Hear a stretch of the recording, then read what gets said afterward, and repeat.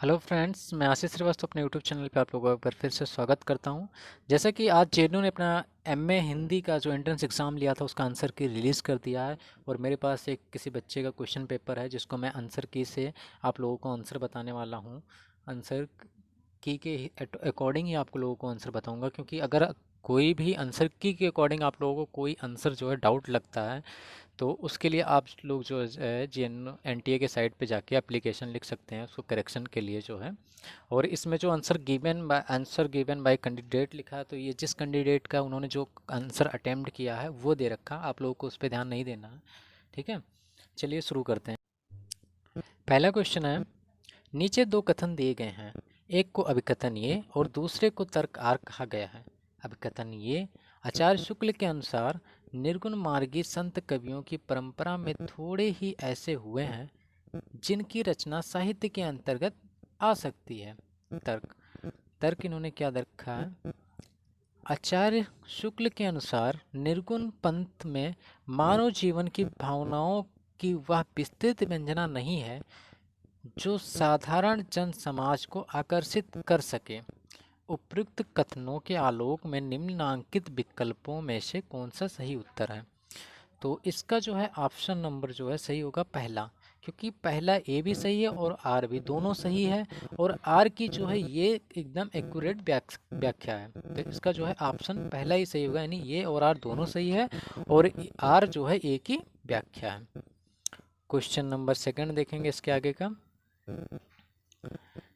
छायावाद नाम चल पड़ने का परिणाम यह हुआ कि वह बहुत से कवि रसात्मकता, अभिव्यंजना के लाक्षणिक विचित्र वस्तु विन्यास, विशृंखलता, चित्रमयी भाषा और मधुमयी कल्पना को ही साध्य मानकर चले।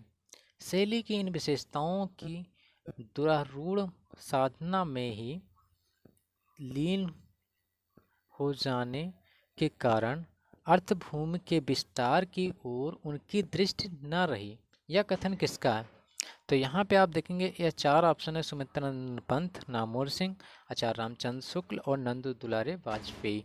तो इसका जो करेक्ट आंसर होगा वो होगा आचार्य रामचंद्र शुक्ल। यहाँ पे मैं चारों आंसर आप लोगों को इसलिए पढ़ रहा हूँ क्योंकि हमारे जो ब्लाइंड छात्र या स्टूडेंट कुछ ऐसे हैं जो वो भी देख रहे होंगे, तो उनको थोड़ा इससे आसानी मिलेगी। क्वेश्चन नंबर थर्ड, इधर समकालीन, ये जो लोग पेपर दिए होंगे, हाँ सबके पेपर में देखिए मर्ज कर रखा होगा, तो किसी का आगे पीछे क्वेश्चन हो सकता है, तो आप लोग इसके अपने अकॉर्डिंग जो है क्वेश्चन के अकॉर्डिंग आप लोग अपने आंसर चेक कर सकते हैं। तो नेक्स्ट क्वेश्चन है, इधर समकालीन कहानी के नाम पर इतिहास चक्र को फिर पीछे लौटाया जा रहा है, यह कथन किसका है? इधर समकालीन कहानी के नाम पर इतिहास चक्र को पीछे लौटाया जा रहा है, यह कथन किसका है? यहाँ चार ऑप्शन है। पहला ऑप्शन है कमलेश्वर, दूसरा ऑप्शन है मोहन राकेश, तीसरा ऑप्शन है राजेंद्र यादव और चौथा ऑप्शन है गजानंद माधव मुक्तिबोध। तो इसका जो है करेक्ट आंसर होगा वो राजेंद्र यादव, क्योंकि ये जो कथन है कि इधर समकालीन कहानी के नाम पर इतिहास चक्र को पीछे लौटाया जा रहा है, ये राजेंद्र यादव का, इसका ऑप्शन नंबर जो है 3 सही होगा। क्वेश्चन नंबर क्वेश्चन नंबर जो 4 है, या निस्संदेह कहा जा सकता है कि हिंदी कविता की अपेक्षा कहानी में स्वास्थ्य सामाजिक शक्ति कहीं अधिक है और आज उपन्यास की तरह कहानी सामाजिक परिवर्तन के लिए जोरदार साहित्यिक शास्त्र का काम कर रही है। नई कहानी के संदर्भ में यह उक्ति या कथन किसका है? यहाँ चार ऑप्शन है। पहला ऑप्शन नामोर सिंह, दूसरा ऑप्शन राजेंद्र यादव, तीसरा ऑप्शन है निर्मल वर्मा और चौथा ऑप्शन है देवी शंकर अवस्थी।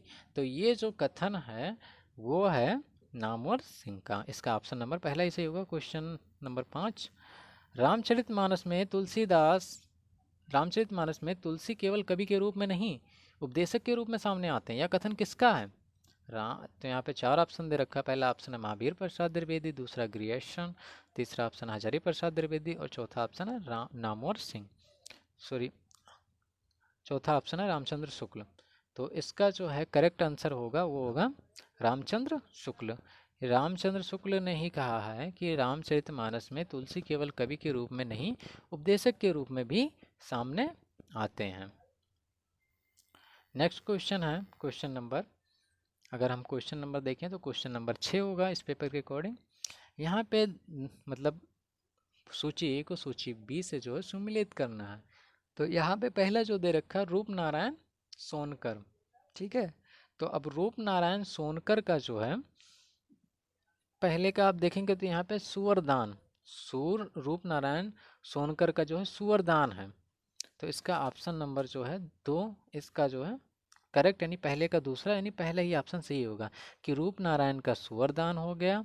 उसके बाद में दयानंद बटोही का सुरंग हो गया, और सूरजपाल सिंह चौहान का हेरी कब आएगा, और विपिन बिहारी का जो है विपिन बिहारी का हो गया अपना मकान। इसका ऑप्शन नंबर पहला ही सही है। क्वेश्चन नंबर जो है, अब क्वेश्चन नंबर देखेंगे हम नेक्स्ट, यानी क्वेश्चन नंबर आपका 7 होगा, ठीक है। क्वेश्चन नंबर 7 देखेंगे कि क्या है। तो अब देखेंगे नीचे 2 कथन दिए गए हैं, एक को अभिकथनीय और दूसरे को तर्कआर कहा गया है। अभिकथनीय, तुलसीदास की रचनाओं में कोई प्रकार की कविता, कोई प्रकार की काव्य शैली का प्रयोग हुआ है। तर्कआर, तुलसीदास हिंदी के श्रेष्ठ कवि हैं। उपयुक्त कथनों के आलोक में निम्नांकित विकल्पों में से सही उत्तर का चयन कीजिए, ठीक है। तो अब ये आपको यहाँ पे जो कथन दे रखा है कि तुलसीदास की रचनाओं में कई प्रकार की काव्य शैलियों का प्रयोग हुआ है, और तुलसी जो तर्क दे रखा है तुलसीदास हिंदी के श्रेष्ठ कवि हैं। उपयुक्त आलोक उपयुक्त कथनों के आलोक में निम्नांकित कथनों का सही उत्तर कीजिए। अब देखिए आप यहाँ पे इसका जो दे रखा है कि तुलसी की देखिए कि रचनाओं में विविध प्रकार की शैलियाँ तो मिलती हैं, और तुलसी जो है श्रेष्ठ का भी कवि भी हैं, तो यानी दोनों सही है, लेकिन इनका दोनों का कोई संबंध नहीं है, व्याख्या नहीं है। तो इसका जो है सेकंड ऑप्शन सही हो जाएगा कि ये आर दोनों सही है, परंतु ये आर ए की जो है व्याख्या नहीं है। हम आपको बता दें जो इसमें कैंडिडेट क्वेश्चन ऑप्शन जो है चूज़ कर रखा है जिसने भी, तो ये किसी कैंडिडेट का पेपर है, आप उसमें जो है भ्रमित ना होइए। हम आपको जो आंसर की से आंसर बता रहे हैं आपको, पहले आप उसको ही चेक करिए। ये किसी बच्चे का पेपर है जिसको मैंने जो है अपने वीडियो के लिए इस्तेमाल किया है, यूज़ किया है जिसका, ठीक है, प्रयोग किया जिसका।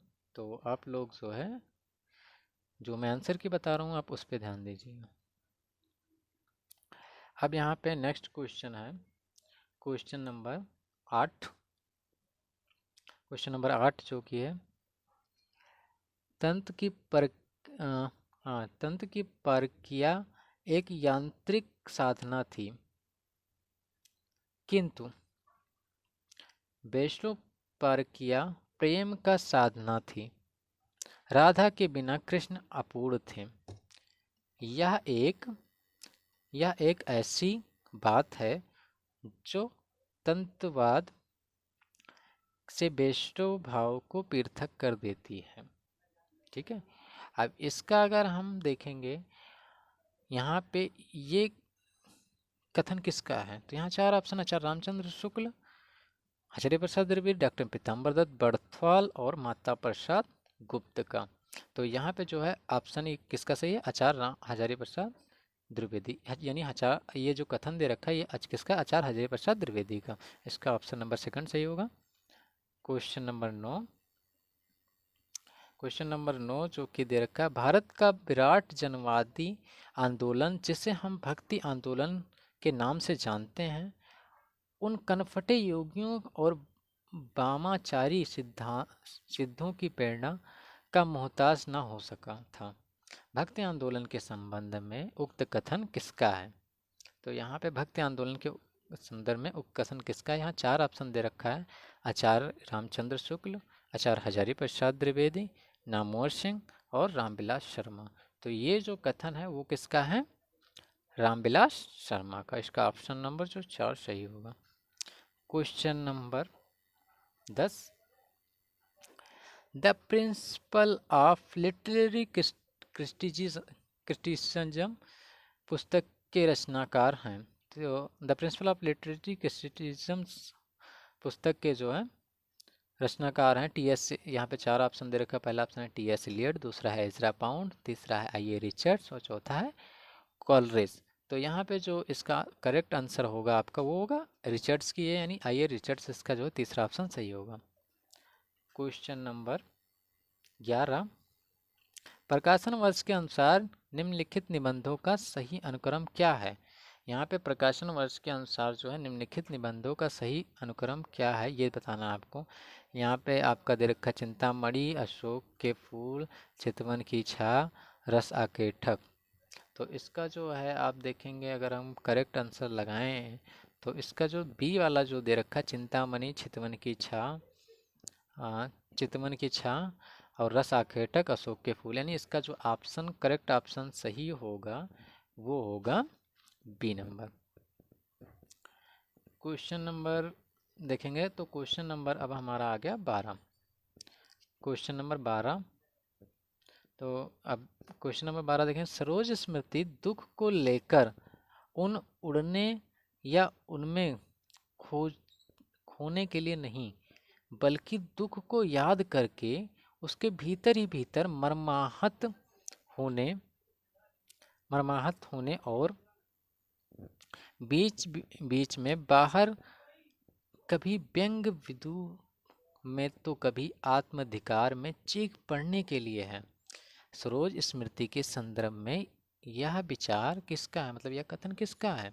तो चार ऑप्शन यहाँ पे रामविलास शर्मा, दूधनाथ सिंह, नंदकिशोर नवल और मलयज।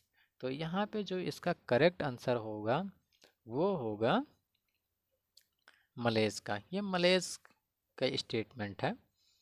Question number 13। ऊपर कौवे मरड़ा रहे थे और नीचे कांपते हुए जल में अमरता की छपाछप होड़ मची थी। उक्त पंक्ति के रचयिता हैं, यहाँ पे चार ऑप्शन है। पहला ऑप्शन है केदारनाथ सिंह, दूसरा ऑप्शन है कुंवर नारायण, तीसरा ऑप्शन है मंगलेश डबराल और चौथा ऑप्शन है आलोक धन्ना। तो इसका जो करेक्ट आंसर होगा वो होगा केदारनाथ सिंह। इसका ऑप्शन पहला सही है। Question number 14। वेदांत भंगी भृत्य का अर्थ है। यहाँ पे चार ऑप्शन दे रखा है। पहला ऑप्शन है जो कि किसी असाधारण वस्तु का अलौकिक ढंग से कथन। दूसरा ऑप्शन है किसी अलौकिक वस्तु का साधारण ढंग से कथन। तीसरा ऑप्शन है किसी साधारण वस्तु का साधारण लौकिक प्रकार से भिन्न अलौकिक ढंग से कथन। और चौथा ऑप्शन है वाक भाव से किसी साधारण वस्तु का कथन। तो इसका जो है करेक्ट आंसर होगा वो होगा आपका किसी साधारण वस्तु का साधारण लौकिक प्रकार से भिन्न अलौकिक ढंग से कथन, यानी इसका ऑप्शन नंबर 3 सही होगा। क्वेश्चन नंबर आपका आ गया फिर 15। अब यहाँ पे देखिए 15 है, जब से प्राकृत बोलचाल की भाषा ना रह गई तब से अपभ्रंश साहित्य का आविर्भाव समझना चाहिए। ठीक है। उसके बाद में बी दे रखा है आपका चरित्र काव्य या आख्यान काव्य के लिए अधिकतर चौपाई दोहे की पद्धति ग्रहण की गई है। यहाँ पे सी ऑप्शन दे रखा, ब्रजयानी सिद्धों का लीला क्षेत्र भारत का पूर्वी भाग था। गोरस में अपने ग्रंथ का प्रचार करने के लिए गोरख ने अपने ग्रंथ का प्रचार करने के लिए देश के पश्चिमी भागों में राजपूताने और पंजाब में किया। और डी दे रखा, सिद्धों के विपरीत नाथ संप्रदाय के सिद्धांत ग्रंथों में ईश्वर उपासना के ब्रह्म विधानों के प्रति शुद्धा प्रकट की गई। नीचे दिए गए विकल्पों में से सही उत्तर है। यहाँ पे चार ऑप्शन देखा कि पहला सही, केवल पहला है, दूसरा सही कि दूसरा सही। तो इसका आप ये देखिए, इसमें जो है जितने भी स्टेटमेंट दे रखे हैं तो उसमें से जो है इसका जो है ए, बी और सी, ये तीनों स्टेटमेंट जो है सही है। तो इसका ऑप्शन नंबर जो है कि केवल ए, बी, सी, यानी कि तीसरा ऑप्शन सही होगा इसका। उसके बाद में अब आ जाएंगे हम क्वेश्चन नंबर 16 पे।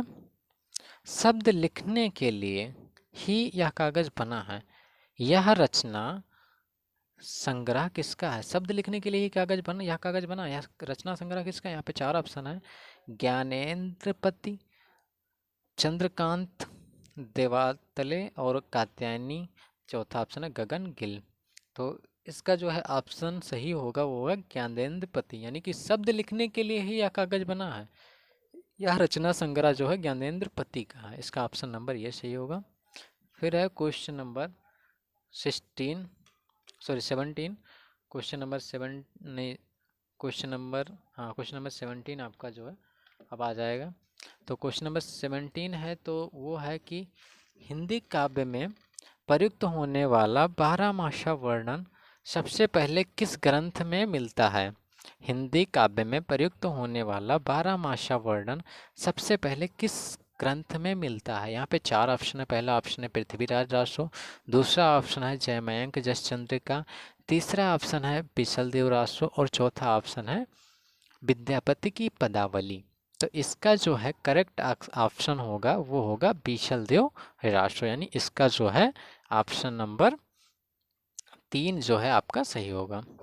उसके बाद में क्वेश्चन नंबर 18, बिबिया निम्नलिखित में से किस पुस्तक की प्रमुख पात्र है? बिबिया निम्नलिखित में से किस पुस्तक की प्रमुख पात्र है? तो यहाँ पे 4 ऑप्शन है। पहला ऑप्शन है गोदान, दूसरा ऑप्शन है स्मृति की रेखाएं, तीसरा ऑप्शन है कंकाल और चौथा ऑप्शन है अपनी खबर। तो बिबिया जो है निम्नलिखित में से किस कहानी की किस पुस्तक की प्रमुख पात्र है? तो इसका जो है ऑप्शन जो सही होगा स्मृति की रेखाएं। बिबिया जो कि स्मृति की रेखाएं की पात्र है, इसका ऑप्शन नंबर 3 जो है सही होगा। क्वेश्चन नंबर 19, रामचंद्र शुक्ल की पुस्तकों की सूची ए से उनके प्रकाशन सूची 2 से जो है मिलाना है यहाँ पे। तो आप देखेंगे इसका जो है अब सीधा सीधा हम मैच कर लेते हैं। तो अब जैसे कि पहला दे रखा भ्रमर गीत सार, तो भ्रमर गीत सार जो कि प्रकाशित हुआ था, ये भ्रमर गीत सार जो कि प्रकाशित हुआ था 1925 में। उसके बाद में रस मीमांसा पे जाएंगे तो देखेंगे ये 1949 में प्रकाशित हुआ था। उसके बाद में गोस्वामी तुलसीदास, इसका अगर प्रकाशन वर्ष देखें तो ये 1923 ईस्वी में प्रकाशित हुआ था।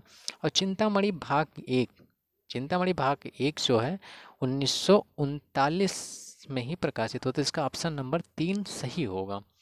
उसके बाद में क्वेश्चन नंबर 20 देखेंगे, ये आदि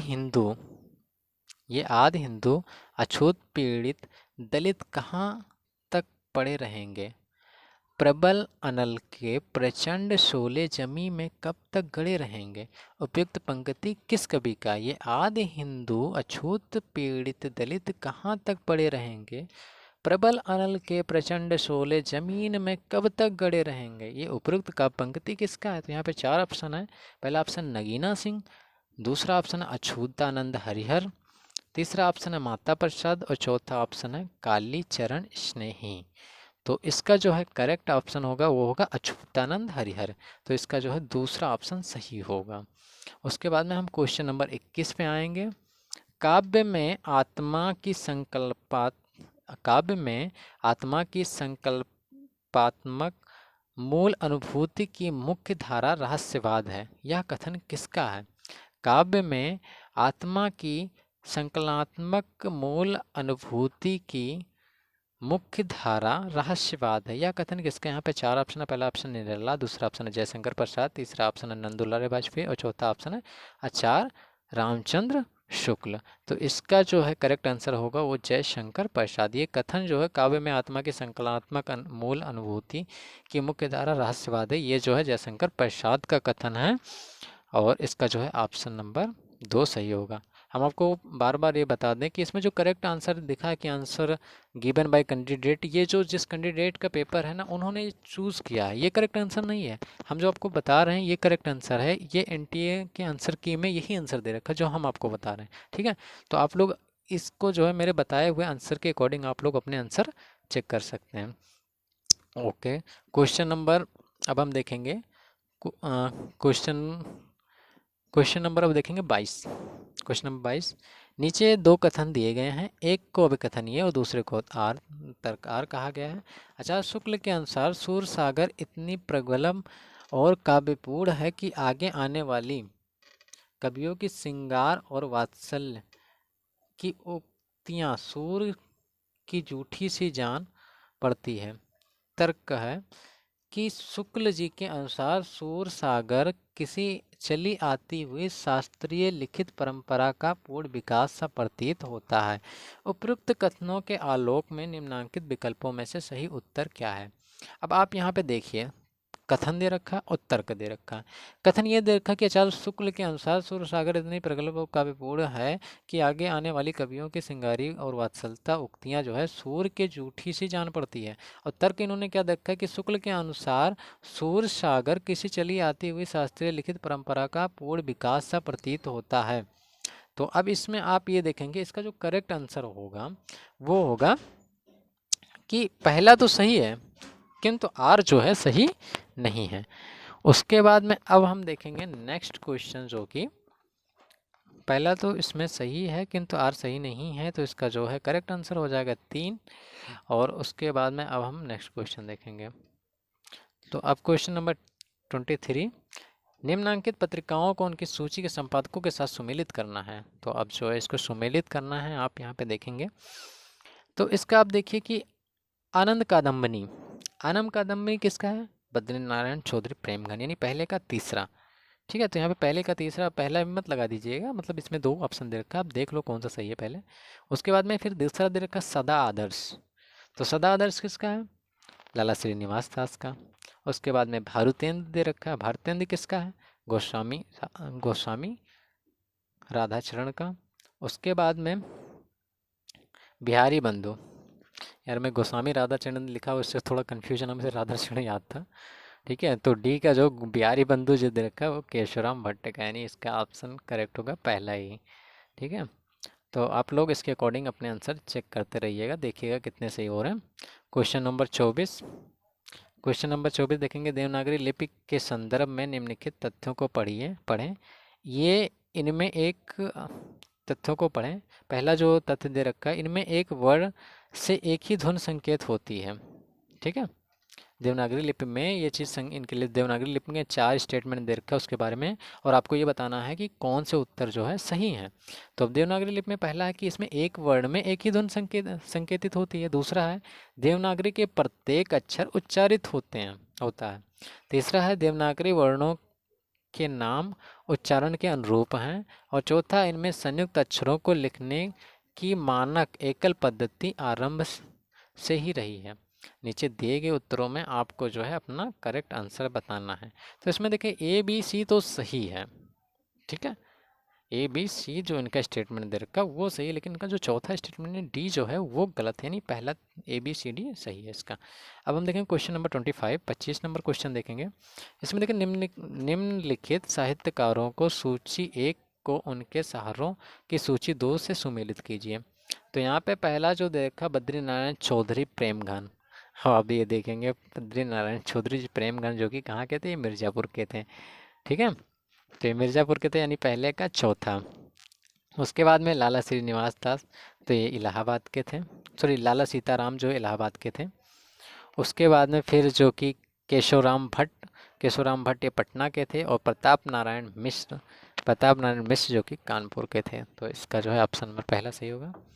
और इसमें इस वीडियो लेक्चर में फिलहाल इतने ही 25 क्वेश्चन, आगे के जो पार्ट हैं वो मैं नेक्स्ट पार्ट में डाल दूंगा बना के, उसके आगे के वीडियो उसके लिंक मैं डिस्क्रिप्शन में दे दूंगा। और अगर आप लोगों ने यहाँ तक वीडियो देख लिया तो प्लीज़ चैनल को सब्सक्राइब करें। इसका नेक्स्ट पार्ट भी हम बहुत ही जल्द अपने यूट्यूब चैनल पे अपलोड कर देंगे। धन्यवाद।